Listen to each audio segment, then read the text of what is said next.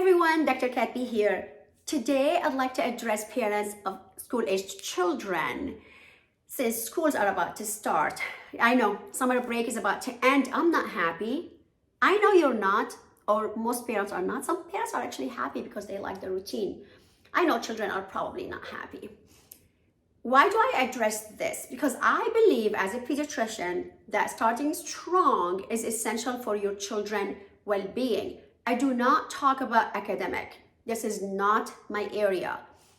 I am more interested in your child's emotional well-being, which also gonna reflect on you. What do I mean by this? Establishing a good routine will get you off to a good start. And by doing this, you're happier, your child is happier, the relationship between home and school flourishes, and the children will do much, much better. Here are some of the tips I will give you as pediatrician. This is what I did with my children and what I recommend for my patients. Tip number 1, talk to your children few days, maybe even a couple weeks before school start. Talk to them. It doesn't matter how young or how old they are. Talk about expectations. Ask them what they want to do. Get their opinion. You'll be surprised sometimes. I am a physician who believes that listening to your child is essential for a great relationship between parents and children. Establish rules. You can call it the rules of your house. The rules of your house does not mean it's the same as the rules of my house. You can have it as mission statements. You can type it. You can have it visible somewhere in your house that everyone can read it. By doing so, children understand there is order and routine. And believe me, I'm not gonna get tired of saying it again. Children love routine. This is tip number 1. Tip number 2, establishing good bedtime routine. Sleep in my world is so essential. This is when we all recharge and we are ready for next day. It's even more important for children. So establishing good bedtime routine is essential for your child's well-being. How can you do that? The American Academy of Pediatrics recommend no electronics for at least 1 hour before bedtime. I would say if you can help it, after school starts, maybe consider this. No electronics during the week. I did that with my own children growing up. No electronics, no screen time from Sunday evening through Friday after school. That will give your children more time to play outside, to do more activities, spend quality time with parents, maybe read. Then dimmed lights. These fluorescent lights and LED lights, they are stimulants, just like screen time is stimulant. Dim the lights in your house. It's create the mood that we are about to wind down and go to bed. We also recommend sleeping in a dark, quiet, cool room. Maybe your child can take a hot bath or shower before bedtime. So even though we recommend dark, quiet, cool room, we do recommend hot bath or shower before bedtime. Always remember also your child needs anywhere between 9 to 11 hours of sleep per night. It's not 7 or 8 hours. So remember that. And that includes young children, middle school children, even high schoolers, which is obviously a different story. That is tip number 2. Getting to tip number 3. Tip number 3, morning routine. Oh, that is going to be challenging. Setting the alarm, the snooze button, I mean, you name it. The hustle and the breakfast, backpacks. Maybe you can do the following. Maybe the children, especially if you have more than 1, 2, 3, 4 children, different schools, maybe you can have them choose and pick what they are going to wear the night before. That saves lots of yelling in the morning. Believe me, I know. Have them choose what they are going to wear.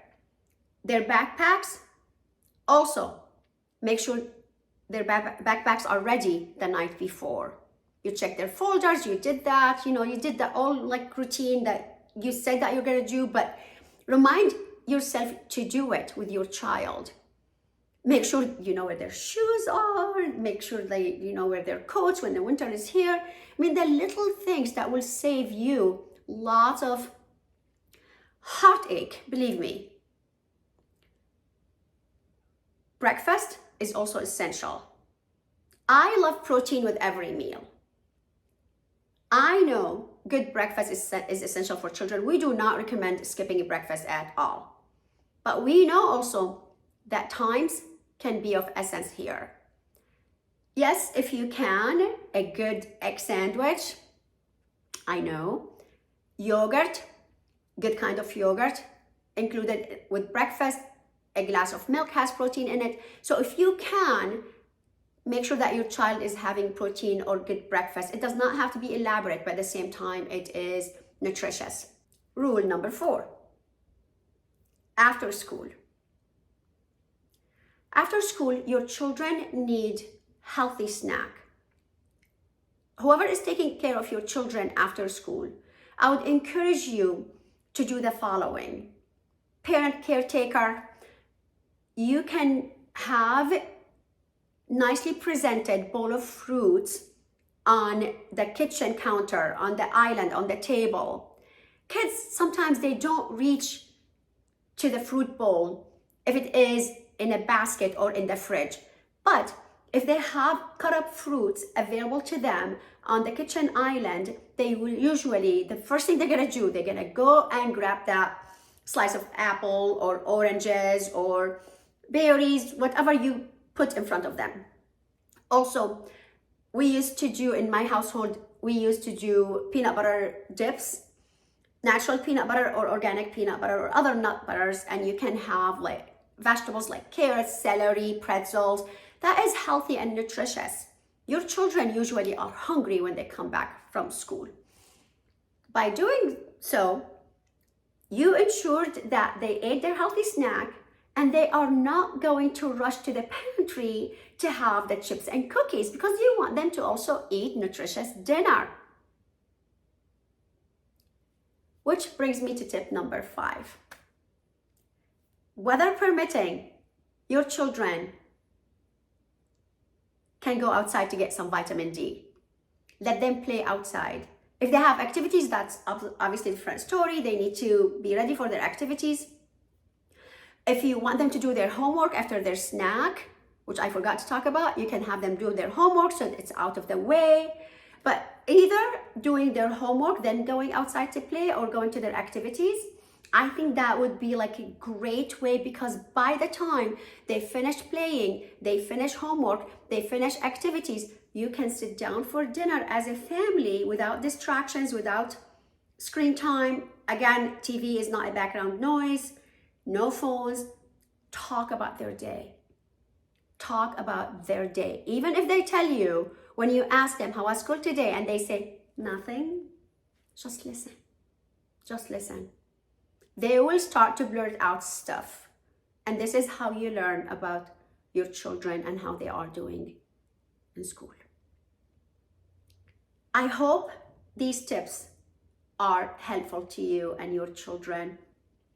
Please, please, please, if you have other tips, if I forgot something, because I probably did, please write it in the comments below. Reach out to me, DM me, and I will be happy to talk further about this subject that is so dear to me. Everyone, have a beautiful, beautiful, healthy start of a new school year.